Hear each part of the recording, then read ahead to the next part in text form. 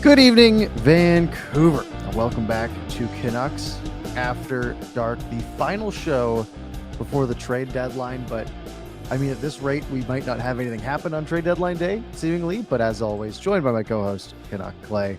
How are you doing today, Clay? Parker, the music sounds so much better when I have my big fat headphones on. You know, I usually got my AirPods. I forgot them at work, and I can hear my voice echoing throughout so I will make it work. Parker, I am fine. Yes, we will not have a shortage of topics to talk about, but I'm doing well. I'm rested. I'm looking forward to this show. I'm looking forward to this week. But you're right. Maybe the Canucks have done all their damage yet, except for maybe a Luke Schenn trade, which I know we'll get into. But I'm doing well. Thank you. And you? Fine, sir. I'm doing good. But yeah, you look at the title of this video, and there's just 5 names in there, 2 of which are shoes that have dropped at this point. And I changed the title. Never mind. Yeah. But I hear what you're saying. It was before just a bunch of names. And basically that's where we're at, right? Like there's so many options for the Canucks to make some move, especially with some of these moves that they've made already. And it shows some initiative on their side, right?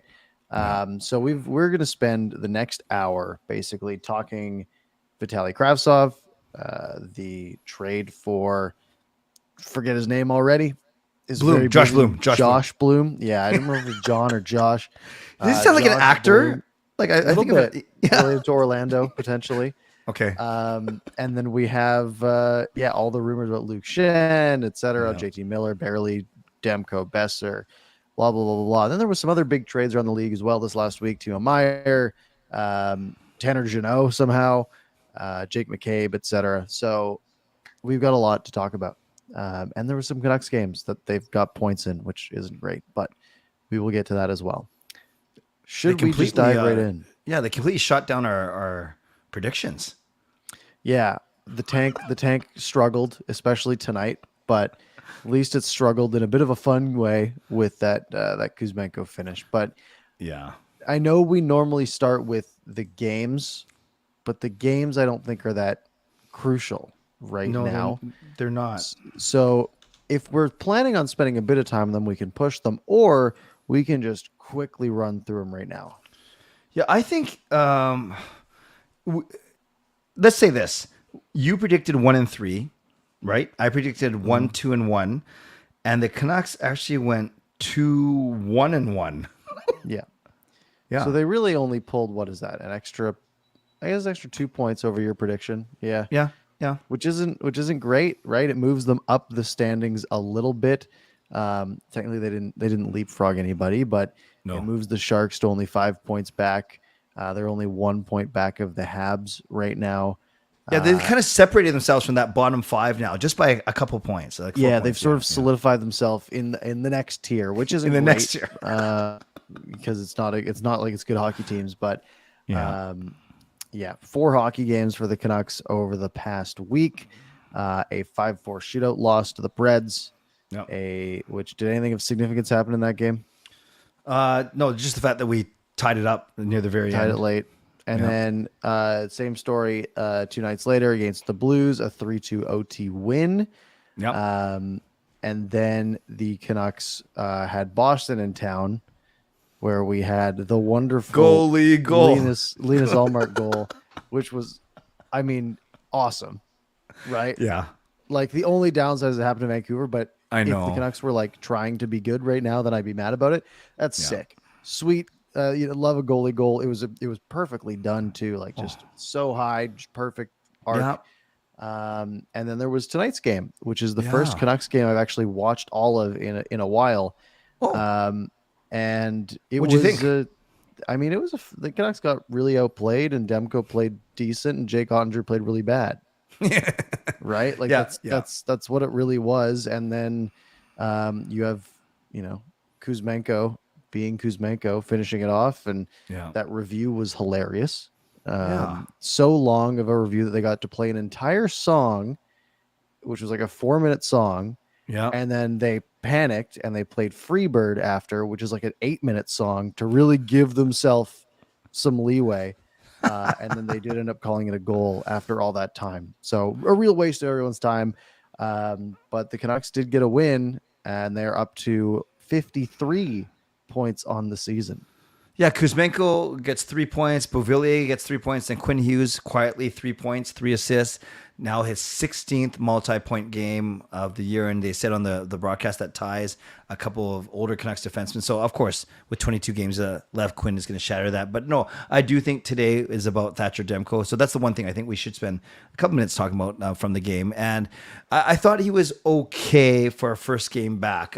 He certainly faced a lot of shots. I didn't like the way he was backing up because Ben's not the fastest skater. So I don't know. He was kind of backing up too quick on that first goal. And I didn't like the one that went through his leg. I think the third goal, but the second one, no chance. Fourth one off of Boeser. So I thought overall, and I don't know, the team, I don't know how the players feel. I know Parker watching it, I feel way more confident. He just looks bigger. He looks like he knows how to play. I love Silovs. He's going to be good. Martin Delia, we've talked about their struggles, but it just feels right seeing Demko back there. Wouldn't you agree?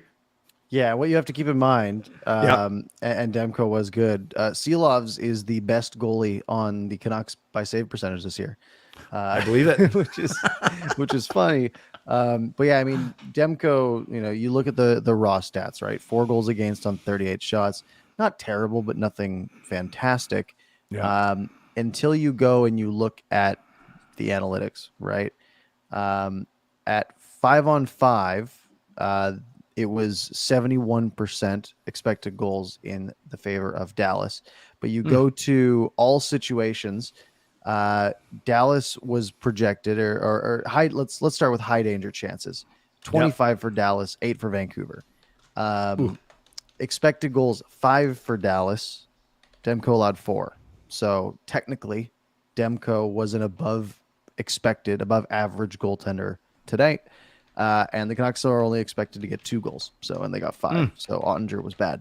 But yeah, having Demko back, obviously he's been shaky. I think he's starting, 3 months now, effectively? Yeah, December 1st. You got it. December 1st. So yeah, I mean, to see him come in, really got the full test night 1, but pulled it out, which obviously is not what I wanted, but he pulled it out. And Parker, if I was to tell you that we just beat a playoff team with a defense that included Juleson, Wolanin, Burrows, and Brisebois. Yeah, it's well, they did allow 5 expected goals with that defense, right? That's true. Yeah. But yeah, it was really, the Canucks scored a bunch of goals. That was the reason they won that game, and that was, you get rid of a bunch of guys, you have a bunch of guys injured. That's where you're going to be. And the Canucks winning this game was a fluke, right? Like, they're going to lose. If they keep playing like this, they're going to lose a lot more games. Problem is, Thatcher Demko gives them the chance to win some of these games as well. But we'll see how it goes. Yeah, and then you look at the walking wounded. You had JT Miller to a list that has 8 or 9 guys on it now on injured reserve. Some of those long term. Yeah. And I was joking. Even when before Demko was taken off of injured reserve so he could play today, you could have had a starting lineup of Miller, Mikheyev, Pearson, OEL, Bear, and Demko as your injured reserve starting lineup. Yeah, no, it's crazy. I've never seen the list this long on Cap Friendly, I don't think. Totally. But you go there and you see, so on LTI, there's the obvious ones, right? Mikheyev, Furland, Tanner Pearson, Tucker Pullman. But yeah, on regular old IR, you now have Curtis Lazar, Travis Dermott, Ethan Bear, Oliver Rickman-Larson. JT Miller is now, quote, week to week. OEL's week to week. It's the Canucks are missing a lot of players. Yeah. Did you see the furor on Twitter last night when I guess it got word that Miller did not travel with the team? Yes. Yeah, and that was really from Shayna on Twitter. Shayna Goldman, you got it. Yeah. Yes, and she's quite connected, and she says one name emerging as a potential deadline move over the last day or so is JT Miller. And that was at 9:43 p.m. Pacific last night. So 1 o'clock on the East Coast, 10 o'clock here, just keeping us up all night effectively. And that has sort of shifted because within 12 hours, then it was, Miller is actually not playing, and he's like, oh well, he's actually hurt week to week. Like it all turned around so quickly. But at this point, he can't really be traded, right? Exactly. If anyone was holding out hopes for that to happen, yeah, how do you trade a guy who's already on the books for $8 million for 7 years starting next year with a no movement clause? And oh, by the way, we're not sure how much we can tell you about his injury right now. Yeah. I mean, the trade deadline is what as of right now, 4 days away, but it's less than that because it's what is it noon Pacific on Friday? It is. You're running out of hours to make moves. Yep. Yeah. Yeah. Should we talk about you want to talk about I guess before we talk about the moves that could happen, we should talk about the moves that did happen. Make sense? For sure. Yeah. And it all starts on February 25th, Saturday, at least Canucks related.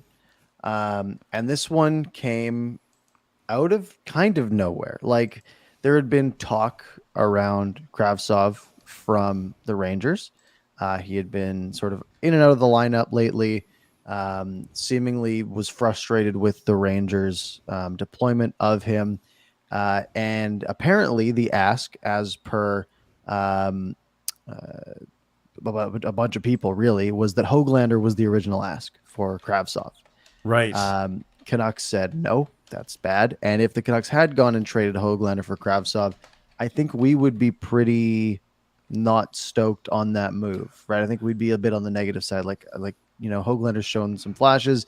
Maybe, you're kind of selling Höglander at the bottom of his value, although Kravtsov's also at the bottom of his value as well. Right. Canucks basically say no for a while, and then eventually somehow the Rangers need to get rid of Kravtsov for the cap space, and it turns out to just be Will Lockwood and a 7th round pick in 2026. So yes, let's start. Let's just take that 2026 7th round pick and just remove it. Like that is literally the lowest value asset that is technically positive value that you could have, right? Yeah, agreed. And then for that, Will Lockwood, 3rd round pick a while ago. Was it 2016 draft? 2016 draft. Earlier, 16. You got it. So like Will Lockwood has been this guy of like, he's like a grinder that might end up being like a bottom 6 guy. We're running out of time there, right? 24 years old, will be 25 at the start of next season, has played 28 NHL games with a single point, and is under a point per game, like 0.75 points per game in the AHL. So you see this trade pop up on Saturday at noon. Yep. Your reaction right off the bat? First reaction was, yes, kind of what you outlined, that for what we were sending, fine. I like Lockwood, never really panned out. And there's so many guys like that in this organization that you just don't know how they're going to do. And the 7th round draft pick, basically immaterial. And, I know about Kravtsov because in my fantasy pool, Parker, I don't know anything about prospects. You know that. So imagine me sitting with 8 other guys and I have to pick 4 guys from that year's draft that just happened. So I don't know. So that year I was lucky to get Quinn Hughes, who was picked 2 picks ahead of Kravtsov in the 1st round. And then I took this guy. And 5 years later, I have to decide if I'm going to keep him or drop him. I'll likely drop him. I don't think he's going to do like a lot next season. But having said all that, I at least knew I had followed him in the Rangers, recognized that he wasn't doing much. But at the time, he was a big, skilled forward. And so I like it. Whether you call it reclamation, low risk, high reward, whatever you call it, I do like it for the Canucks. I think it shows that some good foresight from the management. And the other thing I was going to say is I heard him. I watched his media availability today. Guys lacking confidence. It has nothing to do with his English or non-English. Simply, he admits that he's got to find his game right now, and maybe this is the team for him to do it. Yeah, it's you said reclamation project, and you said low risk, high reward. Yeah, it's really both, right? And it's one of those things where the management group had said like that was sort of. Even months ago, they said that was their target, right? Like guys who maybe haven't succeeded much on their original team that had a high pedigree that we might be able to turn around and get something out of. He checks all those boxes. 9th overall pick just 5 years ago, has played a lot of pro level hockey, right? We're talking multiple seasons in the KHL, a sprinkling of NHL time here as well. And there's also like the Russian factor of like, won't he just go back to the KHL after this season? Because that was sort of a threat levied against the Rangers and they wanted to get something from him or for him. So at that point, if you are a team like the Canucks, like there's really no downside. You got younger Will Lockwood for Kravtsov, higher pedigree, higher NHL production in the amount of time they have played, more pro level play. Like literally every single box is just an upgrade. So, it's no cap hit effectively, right? He's an RFA, will not be getting he's not going to be getting $3 million a year. He might be getting one, right? Because he hasn't played NHL time. Gets the one game in tonight with the Canucks. I'm not sure how much ice time he got. 8 minutes. 8 minutes. So effectively none, right? But again, you just arrived with a new team. Your coach knows nothing about you, and it was a tight game, right? Yeah. So, very interesting. Did you notice him at all tonight, Parker? I know you said you watched the game. There's that tip that he just that was it. The tip in OT that almost went, and that was about it. But again, it's hard to notice a guy in 8:53 of ice time. But did get a shift on the power play, which I like the idea of, take him for a spin, see what he can do. Also 2 hits, right? I mean, it's not big, but it shows that he was trying maybe to impose himself a little bit out there. Yeah. By the way, speaking of ice time, Parker, 4:22 for Aatu Ratu. And I get it. I get the Canucks took like 4 straight penalties in the second period, so it was very hard to establish a flow. And if you're not a penalty killer, fine. If you're not the next man up after a penalty, fine. So that's why, or maybe he's still earning the coach's trust, even though he had that pretty sweet feed to Podkolzin for his goal. Mm-hmm. Yeah, that is interesting. And I mean, he's really up here just because why not? And and they need bodies at this point. So yeah, it's 422. You're not doing anyone any favors. The point is nice. 2 points, I guess now, right? Did he get? No, he didn't get a point in previous game. That was that one. But yeah, I don't know. I don't like to see that at that point. Just put someone else in, but yeah. No, it's true. But his point per minute ratio is very strong. Excellent. So we both like the Kravtsov deal. What are the people in this chat saying? Like, what did the poll say? Like, so I put a poll to grade the Kravtsov deal. I just said A, B, C, or D. We have 71% saying A. Wow. And it's hard to argue that because there's literally no downside unless we come back to it in 2031 and the Rangers have drafted an excellent player with that 2026 7th, or William Lockwood ends up being a 30-goal scorer. Yeah. Neither of which is ever going to happen. So not too worried. Not too worried. It's all upside. Probably not a ton of upside, but it's when you are as bad as the Canucks are, you just need to have a bunch of small wins to build up to things. Yes. Which you can throw all away in one bad move. You can counteract it all, or you can just keep doing these small incremental upgrades forever, and then you have a better team. Yeah. And I guess you look at the Rangers side too. They obviously are trying to clear a cap space. They're putting guys on waivers. They're moving minor guys. They can put Lockwood in the minors, so it doesn't count. So we'll see what happens with this one. I guess isn't the rumors they're trying to go after Patrick Kane. Is that still the case? Yeah, well, Patrick Kane said he'll only go to the Rangers effectively as a full no move. The Rangers now technically have the cap space, barely, to do a double retained trade for Patrick Kane if they weren't getting rid of anyone on their roster. It obviously has come out as well from about a week ago that the Canucks are willing to do what the Wild have been doing. Retain/acquire money to gain draft picks. We sort of seen the rate is around a 4th round pick for a reasonable amount of money. Part of that was also one of my first reactions to that Kravtsov trade, which I mentioned in my video on it, that maybe this is also part of that, right? Maybe they have said, okay, and then when we do Patrick Kane, you're also going to take 25%, and maybe we'll throw in like a sixth, right? And maybe that's why it was such an obvious, seemingly one-way move. But again, that's to be seen. Minnesota's done that twice, right? They've become the third-party broker for 2 trades already? Yes, which means they can't do it anymore. I didn't know that. You only can retain 2 salaries at once. Yes, so the Canucks are the Canucks have one at Bo Horvat. Yeah. So they could do that one more time as well. Okay. Gotcha. No, thank you for that. That's good to know. Okay, so do you give? I actually voted in that poll, so I gave it an A. You? Yep. Yeah, it's just too free. It's just a free asset, effectively. One person gave it a C because you only 40 votes, so 2% means it's a misclick or a hater. It's one of the two. I get those all the time, so that's what we call an outlier in statistics. Love it. And then trade number 2. Oh yeah, I made a good banner for this one. You ready? Sure. Booyah. Yeah, this one, another one that, because when I saw that Kravtsov deal, because I have a group chat with some friends that are Canucks fans as well, and they just said Canucks, like one of them just said like Canucks got Kravtsov. I'm like, oh no, what did we give up? And then one of my other friends jokingly put in, they gave up a first, and I panicked, and it wasn't that, it was Lockwood. Yes. And then, so that was a great feeling. And then this one comes in where someone's like, oh, they traded Stillman. And I'm like, oh, what'd they have to include? No, the Vancouver Canucks got an asset for Riley Stillman. Yep.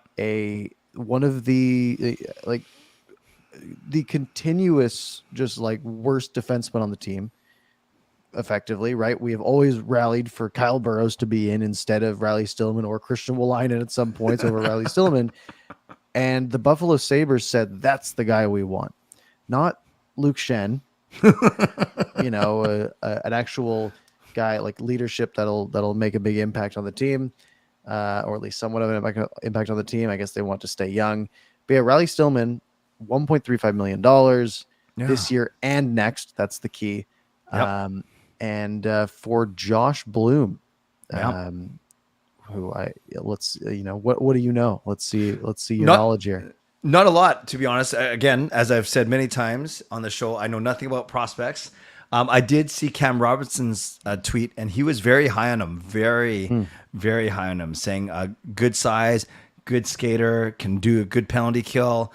And I just know that he got drafted in the 3rd round in the 90s, and he's a point per game player in the OHL, which is good, obviously. Yeah, that's all I know. No, and that's fair though, right? Because I mean, it's a name that I hadn't heard before. But he was part of that COVID draft, right? Because he was drafted 3rd round, end of the 3rd round in 2021. Yeah. So the OHL didn't play 2020, 2021. So all they had to go off of was 2019-20 season when they drafted him, where he had 14 points in 54 games. Gotcha. And then last year he comes out and puts up 61 points in 67 games. So a big step up. And his strength really seems to be his skating, which is nice, because that usually is something that you can, convert into something. And then this last year, he hasn't really increased production from 61 points in 67. This year, he has 58 points in 59 games. So technically better point per game. Yeah. And 26 goals compared to the 30 of last year, but in a few fewer games. So basically same goal pace. It's he's 19 years old. He turns 20 this off season. So still super young, left winger.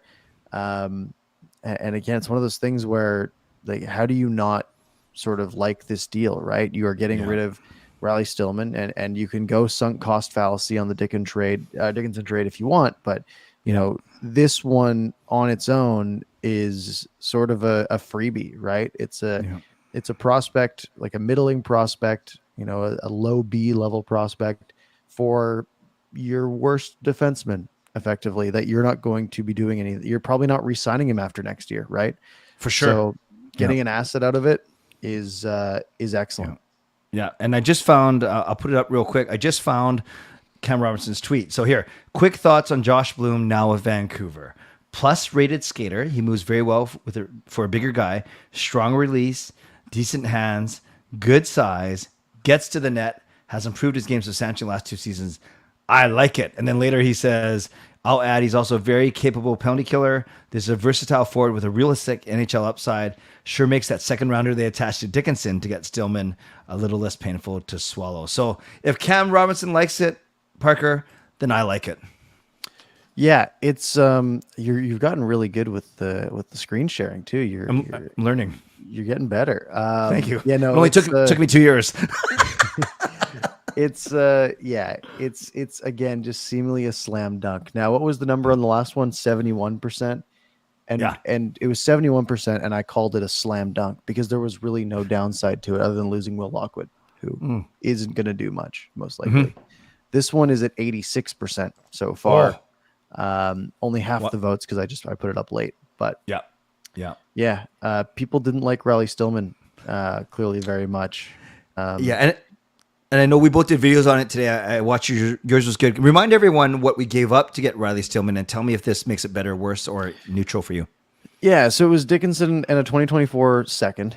And really, but at the time we even sort of said, like, and even in my video on it, I said you paid a 2024 second round pick to dump the $3.15 million of Dickinson's salary. Yeah. And then the Blackhawks threw in Riley Stillman, who doesn't have a lot of value at that time anyways. Remember, this is also a time when it was October 7th. Like, the Canucks were ramping up to be a playoff team this year. Right? that money mattered. That $2 million basically of salary difference mattered to this team. In hindsight, it didn't. But at the time, Canucks needed defensemen. They didn't need Jason Dickinson because he was not good last year, and they made that move.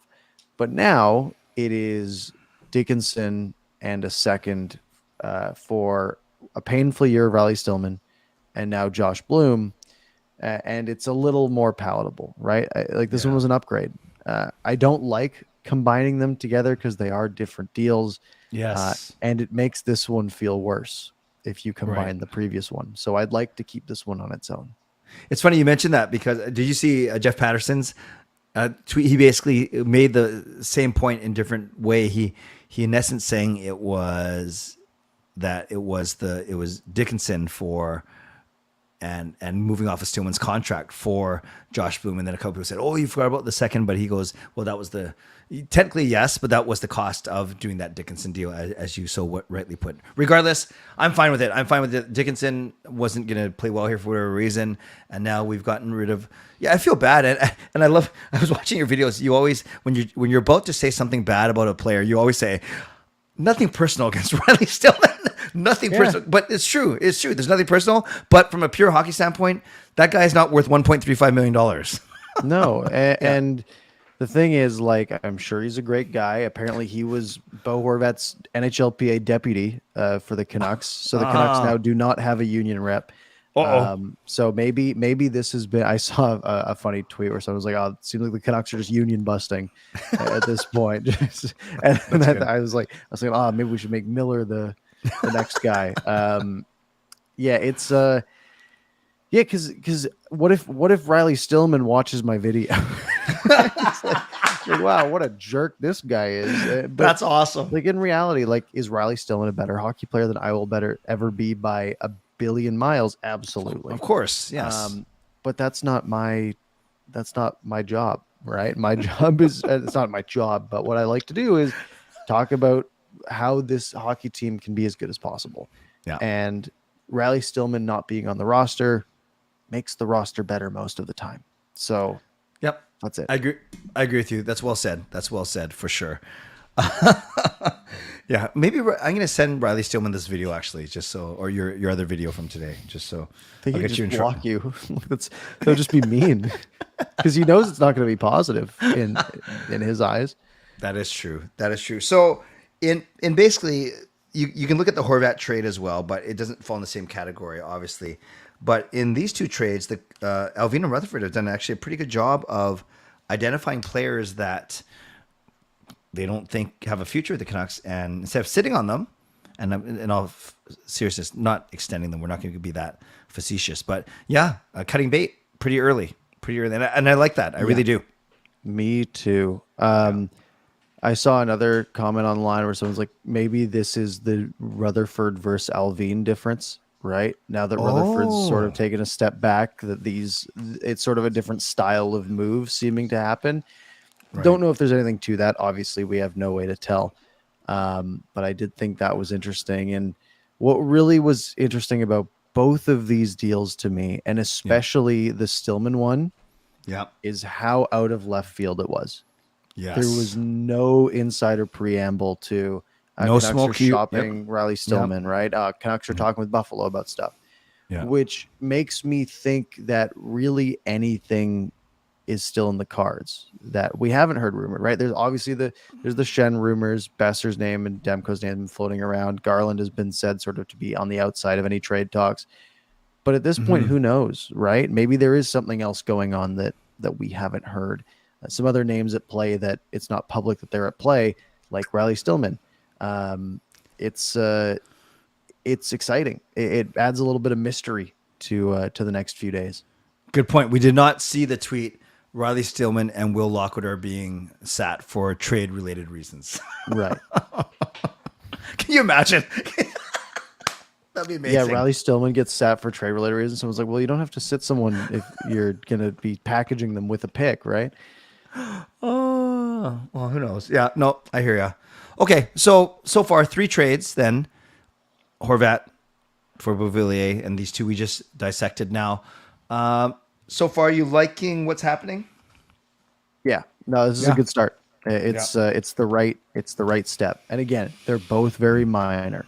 One big bad move outdoes them both by a mile.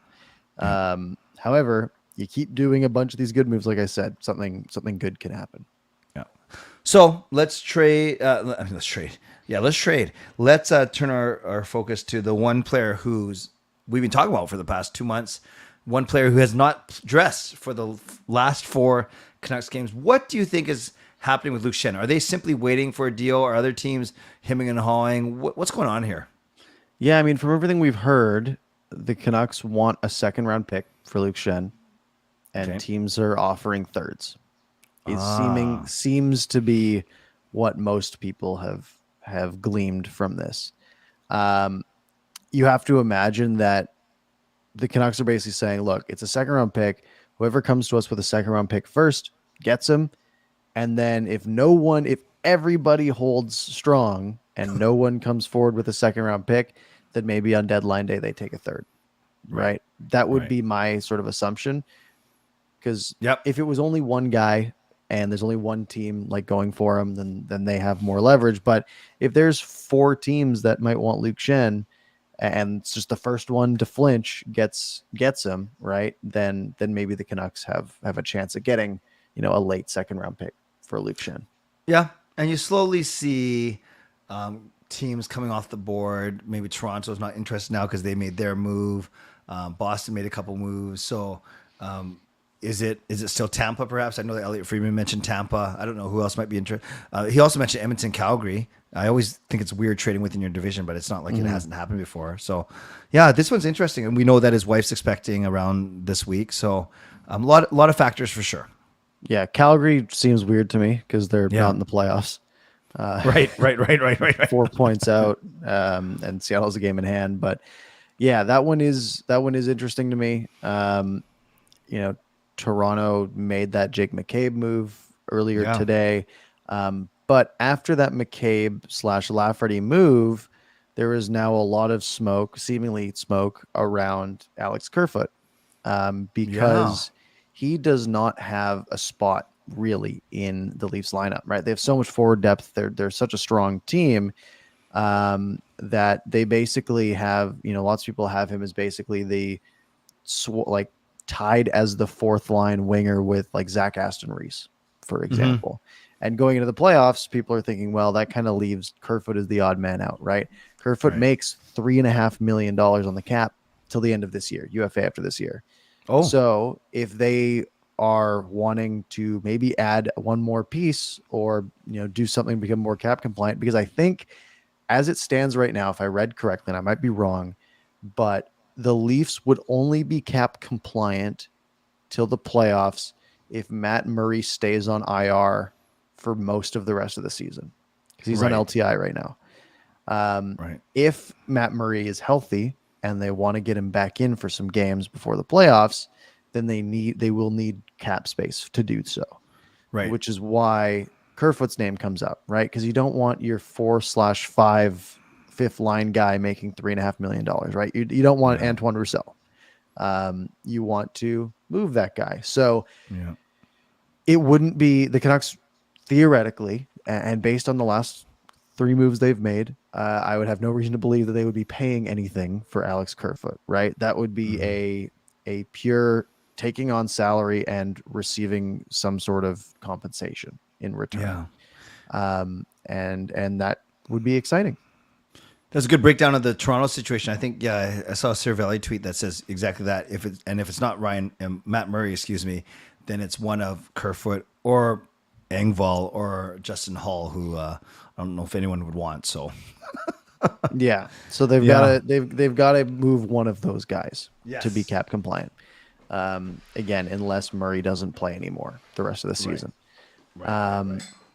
But yeah, it just would make sense in my eyes, right? Like if you're gearing up, if you're Kyle Dubas, what's the, what is a second round pick next year? What does that do for you?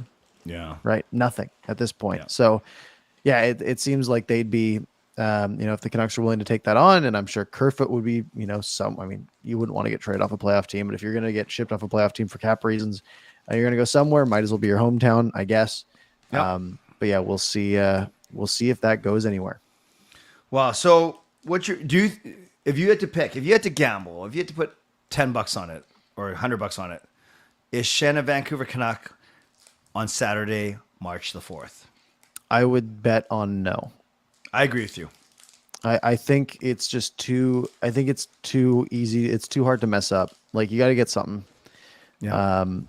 You might as well just, even if the best offer does end up being a third, take the third from the team you think is going to do the worst and move on and go from there. Do you anticipate any other moves, Parker? Like, I know people would fantasize or would love to see a Boeser or Garland or something like that get moved, but do you actually see it happening? I don't know. The only things I really see happening are a Schenn deal, a third-party money retention. I think the Canucks might do, and I think like that Kravtsov deal kind of hinted on that for Kane. Don't know how that works with a no-move clause. This is, you have to waive to get to Vancouver, and then I could see them doing something like that, and then maybe taking on a salary like Kerfoot. I don't think Demko's going anywhere. Agreed. Don't think Boeser is going anywhere. Right. Like I'd maybe put like a 30% on a Boeser trade. Yep. Just based on my lack of knowledge, and it doesn't seem like Garland's going to go anywhere. And I mean, who else are you trying to get rid of? Right? That, like, Miller's not going anywhere. I'm just looking through the lineup. Like, someone want Dakota Joshua maybe, like, but I doubt it. Unless they're thinking he's like Tanner Jeannot. And yeah, you kind of run out of names pretty quick. Like, Kyle Burrows isn't going to be in the top 6 of any team. Right. You kind of just run out of bodies. Yep. No, I'm with you. Tyler Myers likely not until he gets his fat bonus payment in the summer. So you're right. Actually, it's fun to say, oh, maybe 2 or 3 more trades, but when you actually look at the guys who are not injured, it's slim pickings now. Yeah, I mean, you could try to flip Beauvillier, right? Yeah. I don't know if he has too much positive value, right? 4.15 mil. I mean, he's outscoring Bo Horvat since the trade. Nice, but maybe you could take him and flip him back to someone else. But I don't think many teams are paying that much for a winger right now. So yeah, I think that's going to be basically it. Okay. So you're predicting a Schenn trade, but maybe not much else. Yeah. Yeah. I think so. That's fair. Wow. All right. So that's Canucks talk. but there's been a bunch of other stuff, obviously, right? The trade deadline is just under 4 days away. The big one was obviously Timo Meier, right? Timo Meier, who has, fantastic hockey player. I always confuses me how young he is. I feel like he's been around for so long. How old is he? I think he's 25. He's 26. Wow. He's 26. He'll be 27 at the start of next season. So they're getting a player. The Devils are getting an RFA, Timo Meier, who they're going to have to pay a lot of money, but they're going to have him in their system for the next probably 8 years, right? Point per game player last year, just under a point per game this year. He's already got 30 goals this year. Yeah. And it's just such a confused. Like, I can't even judge who did good in the trade just because there's so many pieces. Like, the Devils got Timo Meier, Timur Ibragimov, Scott Harrington, Santeri Hataka, Zachary Edmond, a 2024 fifth, 2024 seventh. That's the difference maker. Right. The Sharks get a 2023 first, a 2024 second, Fabian Zetterlund, Shakir Mukhamadullin, Nikita Okotiuk, and Andreas Janssen. Like, my gut is that the Devils win the trade because the 2023 first is the only first involved, and Mukhamadullin, I think, was also a first. But like, that seems pretty good for New Jersey, but I don't know. That seems like Holtz didn't go, right? Yeah. He seemed like, they've got the Devils have a bunch of prospects, right? Like Luke Hughes. They have Nemec. They have and none of those guys were involved. It was. I think the Devils did really, really good on that one. I agree with you. There's two things I'm going to say. The first one you already know. Thank God you were pronouncing those names and not me. That was pretty good. Did you practice those, or was that a first run? Wow. Just run for it. I might have been wrong on all of them. I don't know. Well, at least you're not stuttering like I would have. And then the second one, I agree with you, Parker. I think the Devils did well, considering that, they didn't have to attach any of their really good picks. And even that one of them is a conditional where the first rounder, where one of them is conditional where if they make the playoffs in one of the next 2 years and Meier plays in more than 50% of the games, it becomes you know what it is? It's the second rounder becomes a lottery protected first. So that's but still. The first, the 2023 first, is top 2 protected. Okay. So if the New Jersey Devils somehow win the second spot in the draft lottery this year, then it moves to next year. Okay. I think they'd have to lose out for that to happen. Yeah, I don't think that's happening. They'd have to be 13th or 12th or worse. Yeah, to move up 10. Right. Like, that's not happening. And then the second round pick is also conditional. 2024 becomes a top 10 protected 2024 first if New Jersey makes the Eastern Conference Final with Timo Meier playing in more than 50% of the games. That's the one. Or if they make the Eastern Conference Final in 2024, regardless of Timo Meier. Like, so many just extra conditions, and it's like, is that really, like, were you not going to accept the trade if that condition wasn't in there? Like, it's such like small little bits of value, but it covers. I guess it's just meant to like cover the GMs, right? Like, they don't want something crazy to happen and be like, wow, we lost everything because of that, right? I know conditions are crazy. If I make it to the supermarket in less than 3 green lights or red light, it's ridiculous, and then it confuses me. But you look at all that massive 13-player trade. And then, sure, the Devils may have won the trade versus the Sharks because they get the best player and they keep all their prize prospects. But then did you see what Nashville got for Tanner Jeannot? This one blew me away. Like genuine shock. Tanner Jeannot, who is 25 years old. Yes. He'll be 26 at the start of next season. Is an RFA at the end of this season. So he basically has no cap hit. That has value. Mm-hmm. Had 41 points last season. Okay. Great. 25-year-old putting up 40 points. Great. Right. Good second line guy. 130 PIMs on top of that too. Wow. This year, in 56 games, he only has 14 points. Right. 85 PIMs. Has really taken a step back. And Tampa Bay traded Calfoot, who I don't think has much value at this point. Right. Just all name value, effectively. I mean, he's already, I think he's 24, and he's not playing meaningful minutes in Tampa. A 2025 first round pick that's top 10 protected. So the first round pick doesn't come for 2 more years, but then also a 2024 second. And then for this year, they get a third, a fourth, and a fifth. So first 5 rounds of draft picks for Tanner Jeannot. Right. Now, here's the thing. The 2025 first, it's probably in the 20s. Yeah. Right? 2 years from now, Lightning are probably still good. Maybe not contender, but good. Second, third, fourth, and fifth, you might get one NHL player from that. Right. So in reality, is it that, like, if you're just on the Lightning side, is it that bad? Like, oh, we got Tanner Jeannot, we gave up this. Maybe not. Right. But when you look at it from the Preds side, like, wow, we only have to give up Tanner Jeannot and we get all of that. Like, how is the value that high? I can see how Tampa Bay comes out of this on the other side looking okay because those draft picks don't pan out. But like with draft pick values the way they are now, I don't understand how it took that many to get Tanner Jeannot.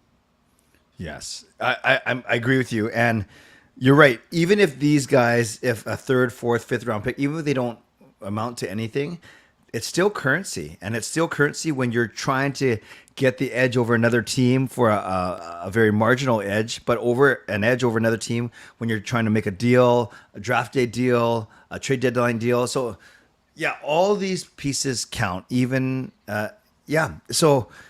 And it's not like they gave up like a Philip Forsberg or a Ryan Johansson or something. Well, maybe they want to because of his money, but you see what I mean, right? That's 5 assets for a guy who, as you said, is, I don't know. So maybe he fits into what Tampa needs. Maybe they needed more of a kind of a grinder type thing to fill out their bottom. Mm-hmm. Maybe that's the case. So, I actually haven't seen a lot of people that said that Tampa lost a deal horribly.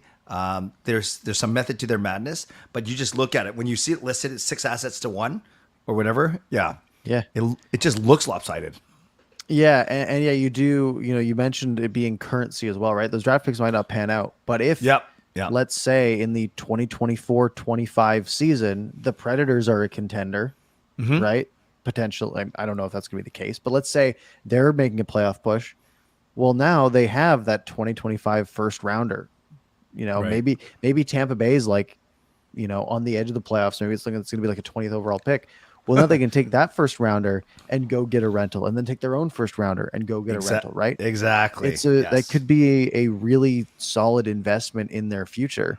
That, and then, you know, and don't forget the second, third, fourth, and fifth that they also have in the previous years to mess around with as well. So great trade for the Preds on David Boyle's sort of farewell tour.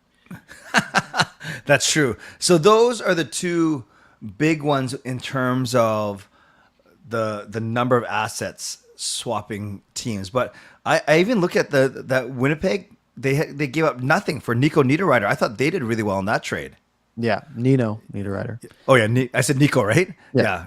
Nino. I can't even get a 4-letter first name right. How am I going to do a 25-letter last name? That is fair. And then one other big-ish trade today. Yep. Big, and it's Toronto. Toronto making their splash, trading for Jake McCabe, Sam Lafferty, and a 5th. So basically, Jake McCabe and Sam Lafferty. Jake McCabe, solid defenseman, like playing top 4 in Chicago, which has a lot of people like, oh wow, top 4 in Chicago. That's, you know, anyone can be in that top 4. But has had, like, analytically wise, has been very good. Again, who knows how much of that will translate. But to get a seemingly top 4 defenseman and having to only give up what they give up. They give up a conditional 2025 first, a 2026 second, and then Joey Anderson, Pavel Gogolev. Never heard of them before. So yeah, I mean, two conditional picks in return, and you're giving up a first for McCabe and Lafferty. I don't know much on Lafferty. Yeah, Sam while you're looking that up, Lafferty. I just see that, and then Chicago retained 50% of McCabe's salary too. Yeah, so Wow. Lafferty is 20 points this year as a sort of a 3C, 3 or Yeah. 4C. Another nice piece to have though in your play. Like they got two roster pieces. Jake McCabe makes $4 million. They're only taking $2 million of that salary. And keep in mind, Jake McCabe is also signed next season as well, and Yes. the season after that. So if the Blackhawks are retaining half of that, that means they now have Jake McCabe at $2 million next year and the year after as well. Right? This is not a pure rental. That is a Right. nice deal for them. And Sam Lafferty is also signed through 2023-24 at Oh, just wow. 1.15 million. Yeah. I don't know if that one wasn't retained. No, the Lafferty No. one wasn't retained, but Only yeah, 1 million. it's Yeah. right, because Chicago has to keep a retention spot for Patrick Kane, so they wouldn't use it on Lafferty. So yeah, Wow. it's a pretty good deal for Toronto. The East is crazy. Yeah. So, and as we just outlined in the past 50 minutes, so New Jersey makes a big trade. Tampa, not the biggest trade, but they get reinforcements. We just talked about Toronto. Boston, didn't Boston make a trade a couple days ago before, like for defense, right? Yeah. Didn't they get, Maybe. like, I think they got Orlov, like last week. Yeah. You know what? You know what's funny, Parker? I totally forgot that they had him, so I didn't even look at him. I didn't look for him. Not that I would have, anyways. When I was at the game on Saturday, I was too busy watching Allmark score. Yeah, I totally forgot about that deal because that was this week as well. They got Orlov and Hathaway, and I think they only gave up like a first or something like that. I don't remember what it was. Craig Smith, a first, a third, and a second. Okay. And then they also gave up a fifth to Minnesota for 50% of Orlov's salary. Right. Yeah. So the Bruins get better. I think Jay Fresh tweeted a thing of like the players that have moved conferences in the last couple months. Yep. So the East has picked up Timo Meier, Bo Horvat, Ryan O'Reilly, Vlad Tarasenko, Jake McCabe, Tanner Jeannot, Sam Lafferty, Nola Chari, Tennis Gurionov, Nico Mikkola, and now Riley Stillman. And then the other way, the only real players of note, Evgeny Dadonov, Sammy Blaze, and then Zetterlund, Kravtsov, Foot, and Zaitsev. So some big names. The East is just gearing up, and it's gonna be a bloodbath. And I wonder, one of the I was thinking about this earlier. We obviously don't love the wild card playoff system. Yeah. Right. Because, we know that Toronto and Tampa Bay are playing in the first round. We've known that for months. However, it also now instantly creates an arms race between Toronto and Tampa Bay, because now Toronto and Tampa Bay can see what each other are doing, and they can know, okay, well, Tampa Bay just went out and picked up Jeannot. All right, we got to answer because we have to beat them. We cannot afford to lose in the first round again. So what are we going to do? Okay, we'll go get McCabe. We'll gear up for all these other things. I think that maybe that adds something, because you can sort of literally add pieces that you think will be a kryptonite to that specific team, which might be interesting. Who knows if it works, right? Yeah. But knowing your playoff matchup ahead of time might have some interesting side effects. And meanwhile, in the West, they're all wink, wink, nudge, looking at each other, saying, "Okay, don't do anything crazy. We'll just kind of see who comes out of here." yeah. Let's all just hold on to our assets, and then one of us will make the Stanley Cup final, and we'll have a 40% chance of winning. Yeah. Let's run it. And it's funny you mentioned that, because I do, obviously, the 6 of the top 7 teams in the league right now are from the East: Boston, Carolina, New Jersey, Toronto, so on and so forth. But then, we've seen Colorado come from 9th or 10th of the West, and even without Landeskog, they're now 2nd in the division in Central with 2 games in hand on Dallas. So we both of us have said we think Colorado is going to emerge out of that division despite their bad start. Vegas has properly unseated like the Seattles and the LAs of the world. So maybe a Colorado or Vegas. Like, I wouldn't say I'm betting for them, but I'm certainly not betting against. Like, I'm not saying that it's going to be the East in a walk. I guess that's what I'm saying. Yeah, well, Colorado and Vegas both started the season as surprisingly bad. They're like, they are not living up to what they're supposed to be, and they have both ended up, right where they belong. Vegas is top of the Pacific. Colorado is 2 points back of top in the West, top of the Central, with 2 games in hand. They've won 6 games in a row. Like, they'll be fine. There you go. Yeah. Colorado's got 16 out of the last 20 points, and then Vegas got 15 out of the past 20 points. Yeah. Yeah. It's, they're rolling. Yep. Wow. So we'll see where that ends up. But yeah, the East is looking really strong. But it's gonna be really fun to watch. Mm-hmm. I'm very excited for the playoffs. Just because I'm just looking at what are the series gonna be, right? We're probably gonna have New Jersey, like Devils and Rangers. Oh yeah. That'll be great. You're probably gonna have Toronto, Tampa Bay.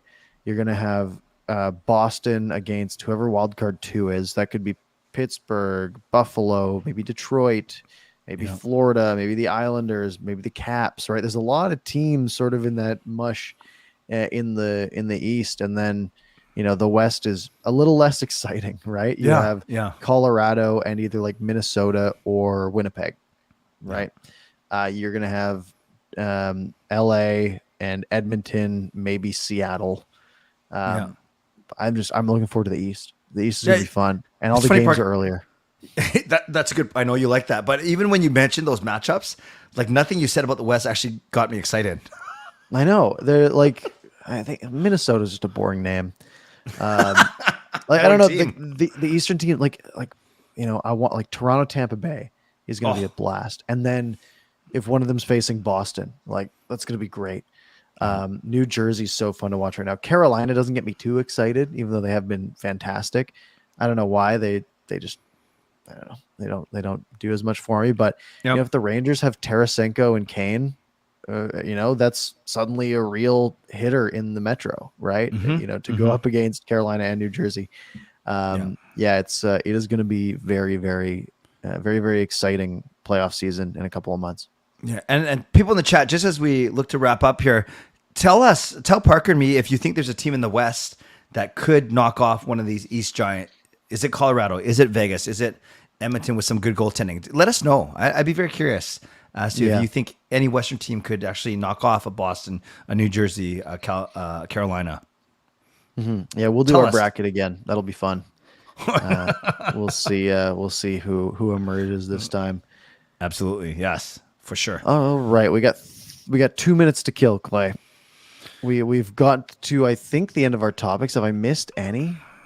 I think I've looked at all of the trades that I've had here. Yeah. I think we've basically hit the end, just almost perfect timing. Okay. Well, I think you can explain to everyone what we're going to do next week because of our circumstances. That's a good way. Okay, I'll do that. Sure. So we recognize, Park and I, a little peek behind the curtain. Whenever one of us can't make Monday or it's a little bit funky, we can be flexible and get together on Tuesday or Wednesday, but we find it's not all about the numbers, but it just kind of shortens the week and the numbers aren't as good. So all to say, next Monday, Parker's out of town. I'm going to the Canucks game, but we want to make it work. So it's a late Canucks game. Parker, at least he's in the Pacific time zone. So we are going to aim for a 10:30 start. So not 10, but 10:30. Then I'm going to forego my own show that night, which is fine. So Monday night, March the 6th, come. Because we'll talk about that game that night. They're playing Nashville. We will talk about the Leafs game that happened the weekend prior. And then anything and trade that happened, deadline. You got it. And not just Canucks. If the Canucks do anything minor, we can break down not only Canucks trades, but anything else. So mark your calendars a week from tonight, honoring Monday night. But we're going to start half an hour later. And Parker may have to start a few minutes without me until I get to my office from the arena. But we will make it work because we want to stay on Monday night. Absolutely. We will be there 1 week today. Yeah. We'll see how good I'm doing, but we'll pull it off. Could be a fun show. 10:30. Yeah, 10:30 March 6th. Don't miss it. It's going to be our trade deadline sort of extravaganza, which will be a fun time. But yeah, if you did miss any part of this show, feel free to rewind back to the beginning, or you can find it on your favorite podcast platform. Listen on the way to work in the morning. If the snow isn't too bad, I think it stopped. Good. Or you can find it on your favorite podcast platform. Give it a listen. It always helps us out. You can find me at ParkersPucks on Twitter or on YouTube. Clay at Canuck Clay on both as well. Clay, any parting words this evening? Well, thank you, Parker. I think we did a pretty good breakdown of what the Canucks have done and what they might do. We highlighted 3 or 4 other major trades. Sorry, everyone in the chat, we couldn't get to. We do read your messages either during or after, but we simply wanted to get through what we needed to get through.